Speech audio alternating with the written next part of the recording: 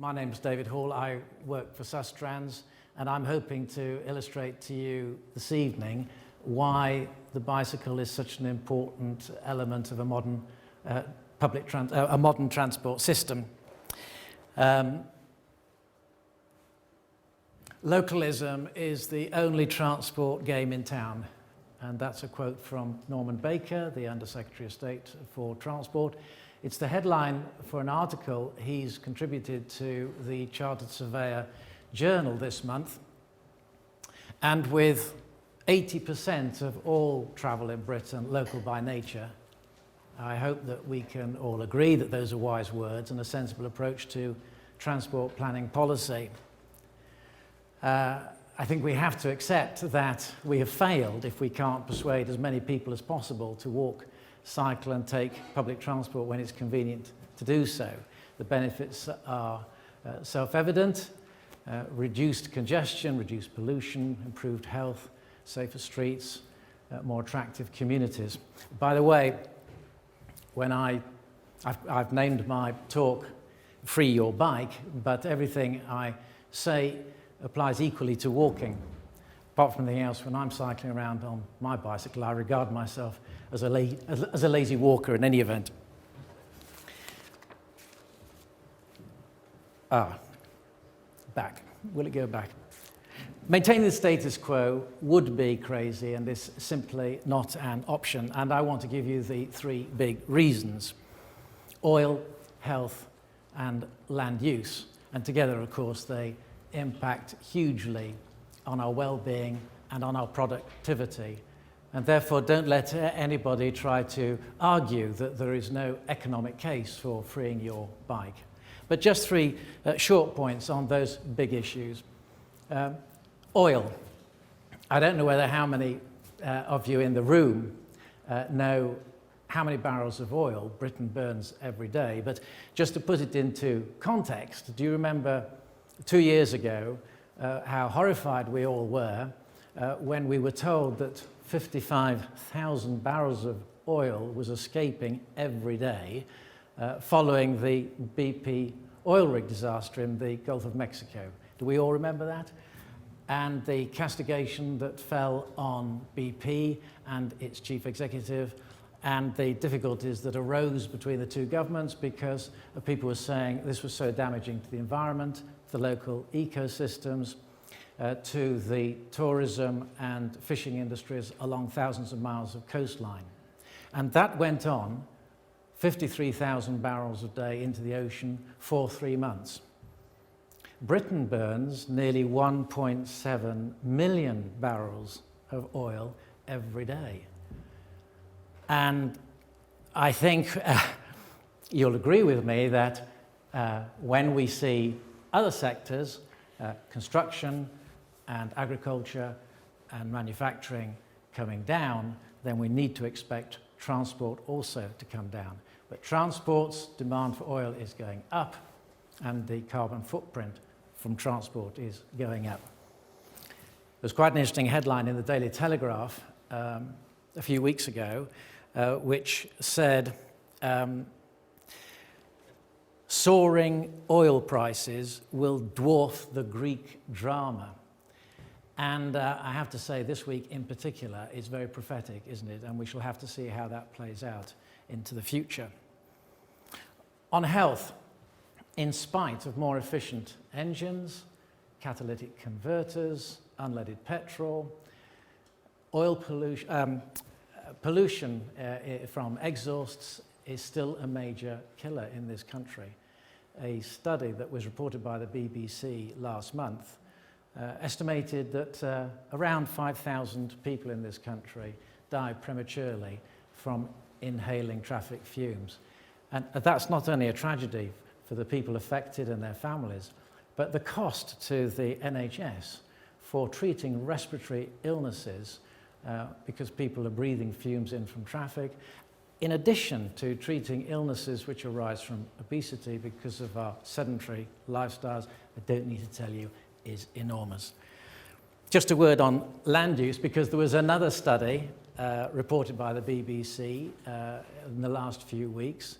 It was American-based, but it applied equally to us. It was considering the amount of prime land that had to be taken for car parking. It was referring particularly to shopping malls and stadiums and out-of-town development, all of which are surrounded by what they described as prairies of bitumen, what we might say were deserts of tarmac. And the interesting thing they pointed out was that all these car parks are built for the busiest times, and therefore most of the time they are half empty. It is an eyesore, it's not a good use of prime land, and I don't know about your view of Britain, but I don't think any of it should be below a desert of tarmac. But back to Norman and the typical local high street. This is one in Leeds. As the government reminds us, 80% of all transport in the United Kingdom is local in nature, and a huge number of car journeys are local. And car journeys, by the way, account for 2/3 of all journeys in Britain. And the interesting thing from Sustrans' personalised travel planning indicates that half of those drivers would be receptive to change. And of course, if they did change, the pressure of that would come off our transport systems would be enormous. They reckon that nearly 25% of all car journeys in this country is under 2 miles. And of course, we know that most of those are actually under 1 mile. So we only have to make a fairly modest switch in travel behaviour over short distances, and it would make an immediate impact on congestion and pollution and health and so on. All the things that are important to our quality of life and our wallet. So, why don't we do it? What are the barriers? Well, I think it's partly because this type of image is in our head. But we know it doesn't have to be. So, what stops people? Well, and that question is asked, typical answers, and I have a list of them here, would be it's too hard to walk, it's too much effort, I'll get wet, my bike will get stolen, what difference will it make? It's dangerous, it's not my thing, I need my car to get around, or I need to get fit first, and so on. But equally, at the same time, people will say, but I'd love it if my child cycled to school with a friend. I know my child would love it too. I know this is the norm in many continental cities. I hate being treated like a taxi. I'd love it if I could cycle to work. I could cut down on the cost of the gym. I could spend more time with my family. I could get to know my neighborhood better. I'd be putting something back. I'd be in better shape. I'd save money and not stuck in traffic, and so on. Well, those brave pioneers at Sustrans worked this out some time ago and set about making things happen. They started as a small band of very keen, evangelistic, I would say, engineers led by a charismatic man called John Grimshaw, and they've grown into a multidisciplined UK charity now led by John's successor as Chief Executive, Malcolm Shepherd.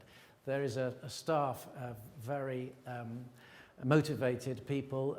Over 400 people work for Sustrans now, and the turnover is over 40 million this year. On top of that, they have thousands of supporters and volunteers. By the way, none of the people in this image is John or Malcolm, I should hasten to tell you, but they do look very sensible and purposeful, don't you think? From the very beginning, Sustrans talked to government, they talked to councils, they talked to other enthusiasts, they talked to the National Lottery and other funders. They raised money, they acquired land, they converted disused railway lines, they worked together, and all together they developed Britain's national cycle network. And as the network grew, usage grew.